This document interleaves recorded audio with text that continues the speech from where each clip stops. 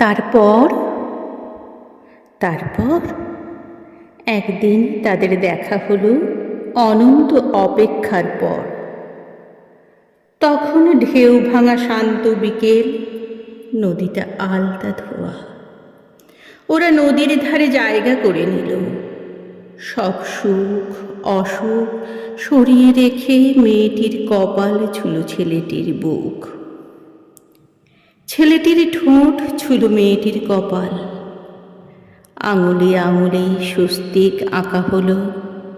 সন্ন্যাস প্রাপ্ত গোধূলির সান্নিধ্যে ঠোঁটের কোলাজ ঘিরে পাখিরা ফিরল বাসায়, জন অরণ্য থেকে অনেক দূরে। ওরা জীবন থেকে কিছুটা সময়কে থামিয়ে দিল নিজেদের জন্য। আবেশে জড়ানো ছায়াপথে কুলভাসী মেয়ের গলায় রিক্ত সুরের অনুরণন। যেতেই হবে, দূরত্ব না থাকলে, বিরহ না এলে প্রেম যে পানসি হয়। অভিমান বেদনারই সমনাম, সে তো রসদ। মেঘমালা গেঁথে কোথায় পাঠাবো? আকাশের ঠিকানায়?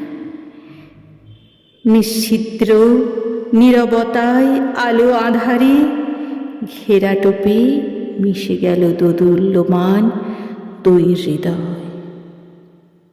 ফিরে গিয়ে কি করবে?